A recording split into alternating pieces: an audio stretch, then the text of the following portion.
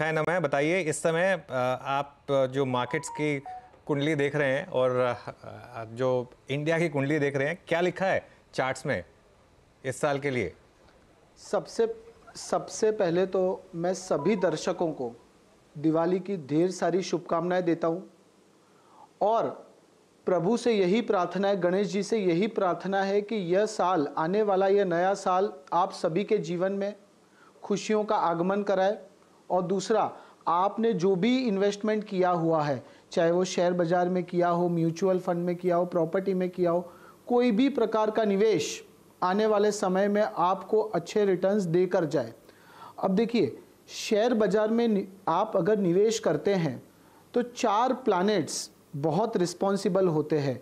एक हो गया बुध, गुरु, राहु और चंद्र। जब व्यापार की बात आती है तो बुध का रोल बहुत मजबूत रहता है। गुरु यानी बृहस्पति, अगर आप कोई भी प्रकार के व्यवसाय कर रहे हैं, प्रोफेशनल लाइफ, इन्वेस्टमेंट कोई भी प्रकार का कर रहे हैं, तो गुरु का रोल बहुत महत्वपूर्ण रहता है। गुरु यानी क्या? गुरु यानी जुपिटर। जुपिटर यानी क्या? प्लैनेट ऑफ गुड लक, यानी कि अगर आपका लक साथ देता है तो आपको अच्छा रिटर्न मिलता है। तीसरा हो गया राहु। राहु क्या करता है? राहु आपको अचानक देता है, यानी कि आज आपने 100 रुपया इन्वेस्ट किया, 1000 रुपया इन्वेस्ट किया और कल आपको उसका 10%, 20%, 30% रिटर्न मिल गया।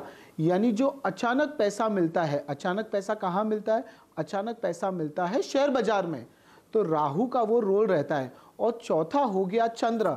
चंद्र यानी क्या? चंद्र यानी मन का कारक, यानी कि आप इन्वेस्टमेंट कर रहे हैं, अगर आप अच्छे मूड में हुए, अच्छी तरह से आपने डिसीजन लिया, मार्केट का स्टडी किया और उसके बाद आप इन्वेस्टमेंट कर रहे हैं, तो आप यह समझ लीजिए कि आपको अच्छा रिटर्न मिलना ही मिलना है।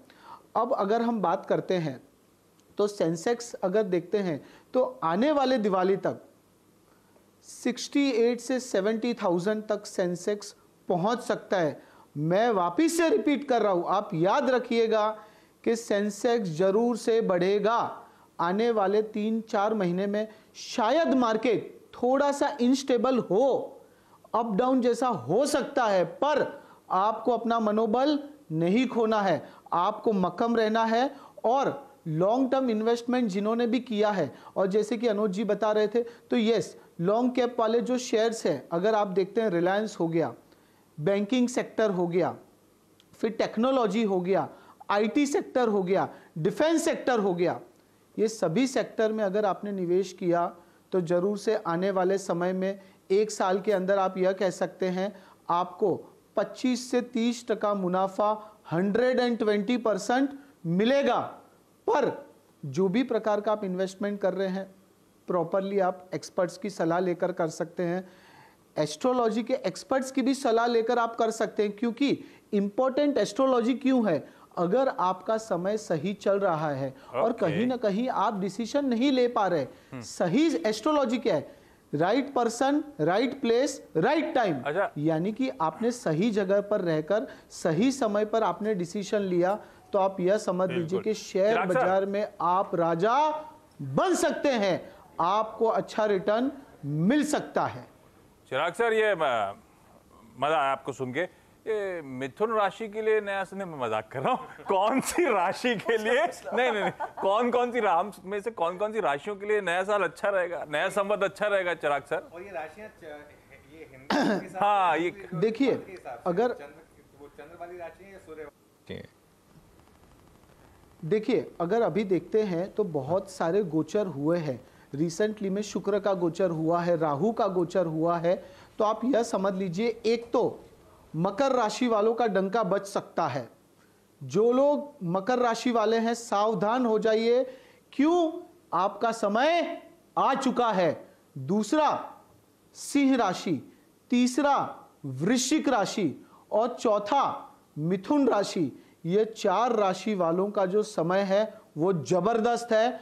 आपने अगर प्रॉपर दिमाग से सोचकर अगर आपने निवेश किया तो आप यह समझ लीजिए कि आप राजा बन गए और आपको आगे बढ़ने से कोई भी नहीं रोक सकता।